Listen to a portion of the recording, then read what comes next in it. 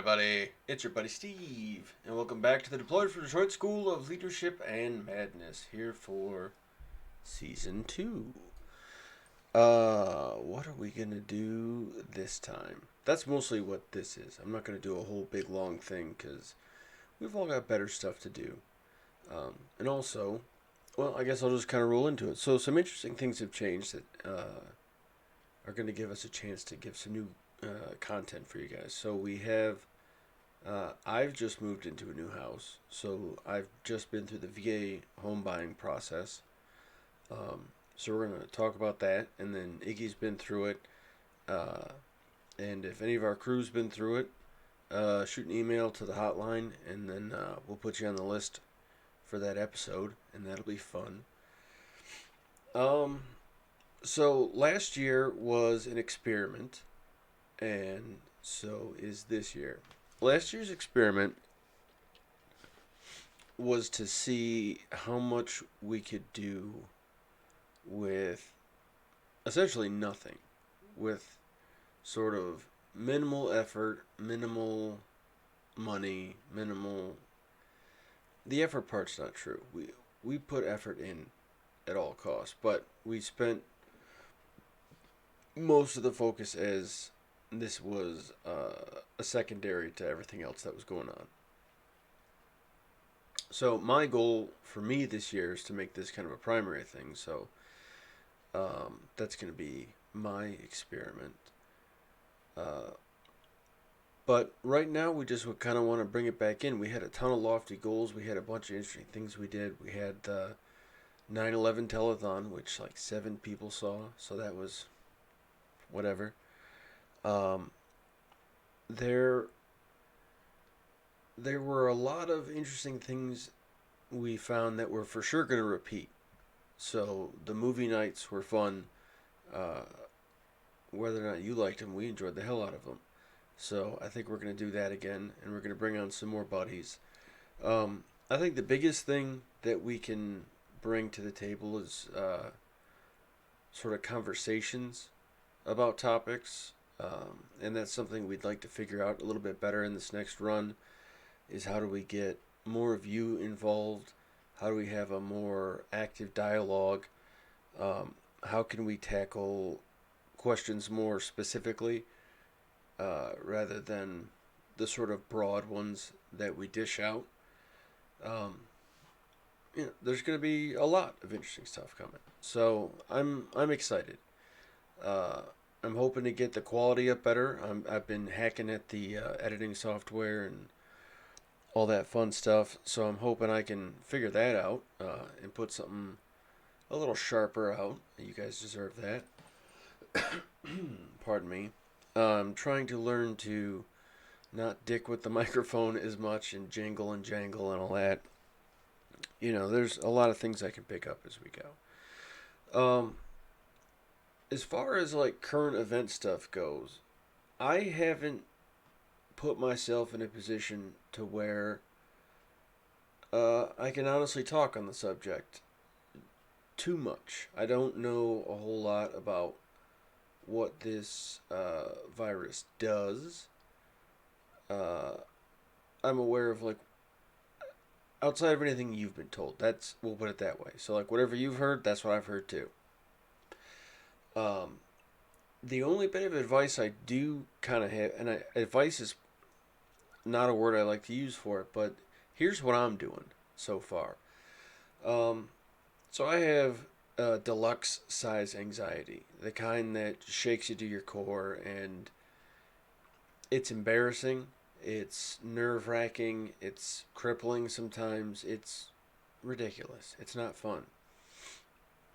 So being an anxious person, I can about 8-9 times a day convince myself I've got it. And I'm sure if you have anxiety or hypochondria, you've done this too a bunch of times. So what do you do about that? I think that's a thing you just have to deal with. Know it's coming. But then if you're going to have this constant fear pop up, well, what can you do to mitigate that fear? Pardon me. I'm not sick. I just indulge. Hey now. Uh, so just make yourself a plan. Make yourself a plan that can assure you when you're not sick and can get you squared away when you are sick.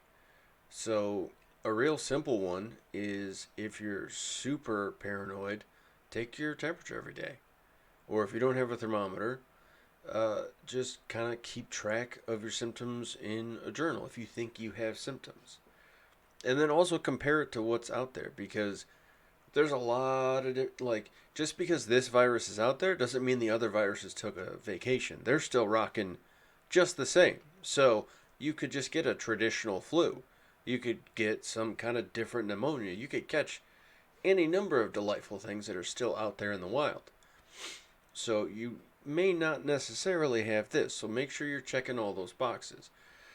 Now, the reason they want you to check as many of those boxes as you can before you go get tested is because, yes, we can make all this stuff, but it takes time. And so we only have so many tests. We can only print so many tests a day or however the hell we're producing them. But we can only generate so many tests a day. We can only generate so many test results a day. We can, like, there's a, and then once people who have the, like, real intense conditions need to get checked in, they need to have a bed open, and it needs to not be you sitting in the ER taking up a spot because your chest hurts a little bit because whatever. Um, and this is kind of a harsh statement, but this is it's a harsh reality we kind of have to live with. Is you got to stick it out as long as you can, and that's how all any challenge you encounter is going to be. Is just kind of stick it out as long as you can, and find the things that'll help you get through. Uh, hey, buddy. Yeah, John stopped in and said it's like the flu on steroids, but spreads quicker. Basically, essentially, yeah. This thing, it's now that it's airborne, like in the movies. Ah, airborne just means it can live in the ambient moisture. So, I don't know if dehumidifying your house is a good idea. You're gonna have chapped lips and stuff, but maybe read up on that one. Uh, but in all honesty, if you get this disease, it kind of like food poisoning. It's going to be because you shoved it into one of your holes. I could have said that more gently. I'm just kind of realizing. But that's how you get food poisoning is you put something into one of your holes. And that's how this disease travels too. So even the airborne part, like you have to be like mouth kissing someone with it and they cough into your mouth. And I mean, it may be more contagious than, they're saying 6 feet, so stay your 6 feet. But um, the airborne part is while it's aerosol, you can catch it. I don't know. I mean, you can read up on the facts of it. Don't read stories about how people are reacting, because that's not going to make you feel good. Not yet. Um, I'm going to start looking for stories about people coming together and getting their shit together in this time. Um, because I think that's something we can pull off. Uh, and I think that's something we should highlight. So if I find those, I'm going to highlight those for sure. Um, but if you tend to worry about, oh, do I have this or what's going on here, you can educate yourself. That always helps. Um, check the websites you're reading, check the sources you're going to, make sure you're talking to people who you trust on the subject, and then come up with a little plan for yourself. I tend to freak out at this time of day, or whatever it is, I don't know. But this is a process you'll kind of have to figure out. What two things can you tell yourself each day to make this, less scary? Because it's really, there's not missiles, there's not bullets, there's not mortars. This isn't, um, there is a threat that is imminent, but it's not catastrophe. It's just gonna suck. And as far as plagues go, that's not bad. And I think this is the first plague we've had with streaming. And so you can catch up on all your shows, and you can catch up on some of your work, and you can get creative, and you can go find some whatever. Uh, I I think one thing I want to take advantage of, and I probably am likely repeating myself in a little bit of a loop, but I said before, I think this could be good for us, and that's one thing I really kind of want to focus on while we're hunkered down in this period. And so, for sure, I want to get the VA home loan thing going, because I'll bet you it might not be a bad time to at least look, because asking prices may go down depending on how things go. Um, but while you're hunkered down, now's the time to study, get your credit score squared away, because you don't have to go out and you don't have to spend a bunch of money, so you can start stocking stuff away. Um, but we'll go into a little bit more in depth. So that VA home loan bit, that'll be fun. And then after that, we kind of want to talk about how we stay connected while we're distanced, and how we can do that successfully. Because I've got a few challenges ahead of me that I've got to figure out, and then I've got some teams that I help out with that are in the same boat as all of us, and we're trying to figure out, all right, we're in the future, so how do we future our way out of this thing? Um, how do we stay connected with our students? How do we stay connected with our staff and our instructors and our members and our all the people we've got? How do we deliver education that's still valuable, education that sits with somebody? Sitting in front of a screen is not going to be effective. It's not going to be enough. It'll get something through, but it won't get all of it through. So, how do we augment this experience with something else in order to still get education done? Because these kids, not just kids, but every human being still needs to learn. And so we need to consider, how do we maintain our mentor and mentee relationships in this process? They're going to be critical in this isolation, having somebody call you every day or every week, or saying, hey, just checking in on you.